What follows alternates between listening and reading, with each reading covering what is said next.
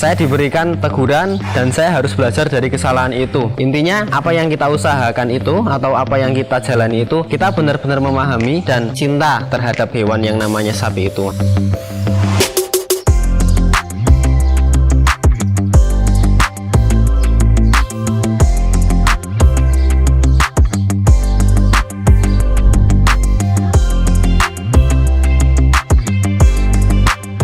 Assalamualaikum warahmatullahi wabarakatuh. Perkenalkan, di sini saya Hermawan. Alamat saya ada di Purworejo, tepatnya di Desa Depok Rejo, Kecamatan Ngombol, Kabupaten Purworejo, Jawa Tengah. Pertama saya mulai bisnis peternakan khususnya sapi itu setelah saya lulus dari SMA. Saya SMP SMA di pondok pesantren. Setelah itu saya memang ada tuntutan, ada istilah kata kalau di keluarga kami itu satu keharusan untuk usaha. Nah, kebetulan saya terjun di dunia peternakan. Kebetulan waktu itu paman saya atau Pak Lek saya mempunyai 2 ekor sapi, Mas. Itu betina dan jantan. Setelah saya melihat sapi itu kok makannya beda dari hewan-hewan yang lain. Maksudnya ada kepuasan tersendiri untuk memberi makan, seperti minumnya kok habis 2 ember, kadang 4 ember seperti itu. Akhirnya saya senang dan cinta terhadap hewan yang namanya sapi itu, Mas. Hampir semua orang, hampir semua pengusaha, hampir semua kalangan ya, pasti di bidang usaha itu pernah jaya terlalu jatuh. Nah, jadi perdana saya usaha sapi itu memang cukup manis. Dalam artian pertama saya jualan sapi itu habis 56 ekor. Itu karena ya mungkin peluangnya cukup banyak. Dalam artian peluangnya cukup banyak, saya memang sedikit hiperaktif, ataupun kalau orang Jawa nyebutnya saya tidak tahu malu lah. Ada orang gitu saya berani menawarkan, Mas. Ada wali santri, ada ustadz, ada guru saya, Pak Guru saya jualan kurban gitu. Jadi saya berani seperti itu, memang karakter saya seperti itu dan tidak disangka-sangka memang, Mas. Mungkin porsi atau makom bagi saya setelah lulus SMA itu ya mungkinlah per bulan cukup 1-2 juta. Kok saya mengantongi uang sebanyak itu? Ya terlalu berlebihan, akhirnya saya mungkin jatuh. Saya sempat rugi 104 juta rupiah. Saya nangis, Mas. Dalam tanda kutip rugi itu adalah rugi pakan. Jadi saya pelihara lebih dari 4 bulan, 8 bulanan, dan kos 1 bulannya lebih dari 10 juta. Itu habis untuk pakan doang 104 juta, dan sapi tidak kunjung gemuk, tetap malah ada yang tambah kurus begitu. Nah, setelah itu mungkin saya baru memahami, saya diberikan teguran dan saya harus belajar dari kesalahan itu. Intinya apa yang kita usahakan itu atau apa yang kita jalani itu, kita benar-benar memahami, cinta dan paham betul begitu, Mas. Jadi setelah kerugian 104 juta itu saya memelihara sapi tidak banyak, hanya untuk belajar dan belajar. Di situ ketemu benang merah, dan benang merah itu adalah karakter. Jadi sapi itu punya karakter. Nah, setelah itu terus terang saya tidak pernah ugal-ugalan masalah pakan. Jadi terkadang kan banyak peternak di situ yang mengunggulkan pakannya apa. Bagi saya itu pakan nomor 21. Jadi yang paling pokok adalah bagaimana sapi nyaman, ternak itu nyaman, yang punya nyaman, tenang, insya Allah asal sapi kenyang sehat pasti gemuk, dan pakan bebas sembarang begitu, Mas. Kenapa saya lebih suka sapi lokal? Karena status atau prinsipnya sapi lokal itu adalah sapi pekerja. Dia lebih dekat dengan manusia, dia lebih paham karakter manusia. Kalau sudah seneng sama manusia atau yang punya atau yang rawat, selamanya dia pasti akan nurut. Dan dibalik, kalau memang sudah jengkel, sudah tidak suka sama yang rawat ataupun yang pernah menyakiti, selamanya akan tidak nurut. Nah, istimewanya sapi lokal ini adalah sebenarnya sapi lokal sendiri mampu bersaing dengan sapi impor. Dalam artian sebenarnya sapi lokal itu dagingnya tidak kalah, kualitasnya tidak kalah, dan kuantitasnya tidak kalah dengan sapi-sapi impor. Contohnya ada di belakang saya. Alhamdulillah untuk sapi-sapi lokal yang ada di belakang saya sudah menjuarai semua untuk kontes atau pengadaan hewan tingkat nasional. Tingkat Jateng juga pernah. Dalam tanda kutip, sapi lokal bisa mencapai bobot 1 ton lebih. Sapi impor juga lebih. Jadi kesimpulannya sebenarnya tergantung perawatan. Cuma kadang kita melihat sapi-sapi impor seperti Limousin Simmental itu pertumbuhannya cepat, lalu kita berkutip kalau sapi Simmental dan Limousin itu menguntungkan. Tidak. Coba kita lihat sisi sedikit. resikonya besar mana antara sapi lokal sapi impor. Dan percaya tidak percaya, setiap pemeliharaan sapi Simmental Limousin atau sapi merah 10 ekor pasti ada yang masalah 1-2 ekor. Itu percaya atau tidak?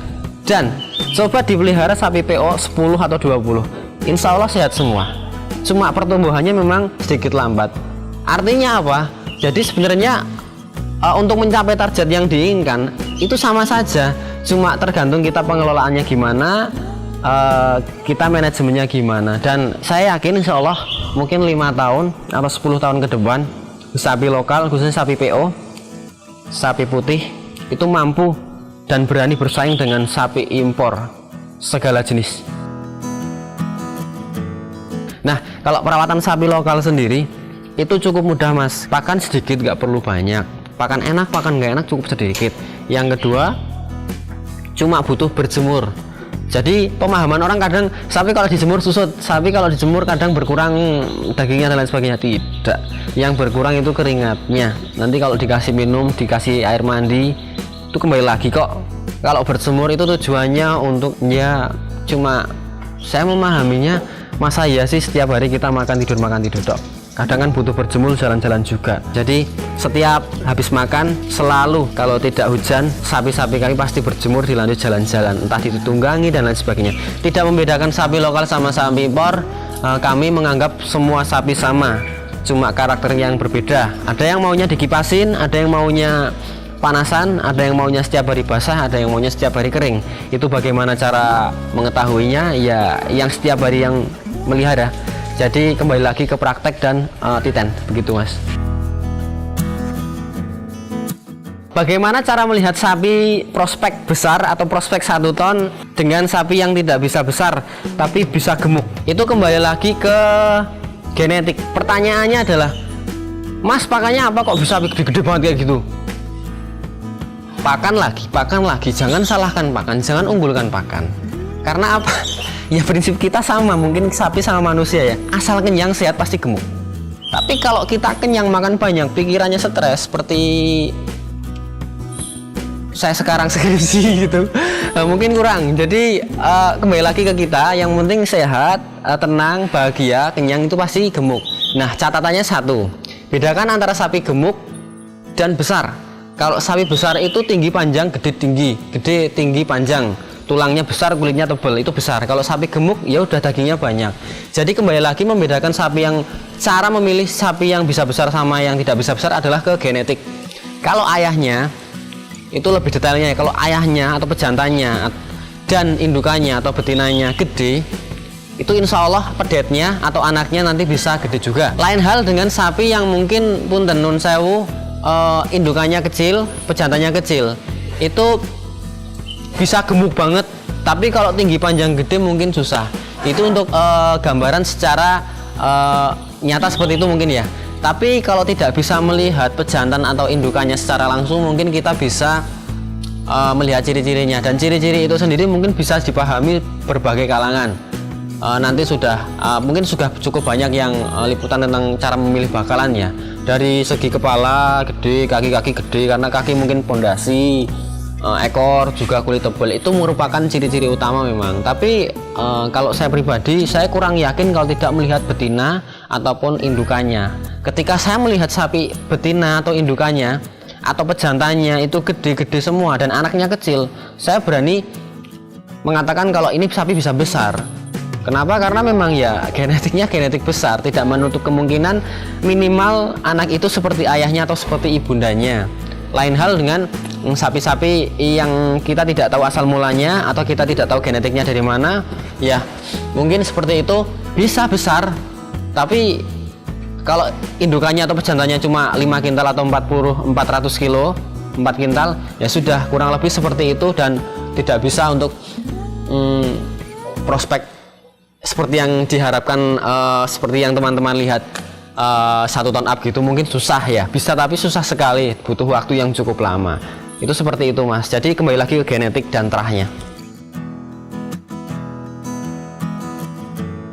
Untuk kendalanya sendiri sebenarnya hampir semua peternak atau hampir semua kalangan pasti punya kendala dalam berusaha.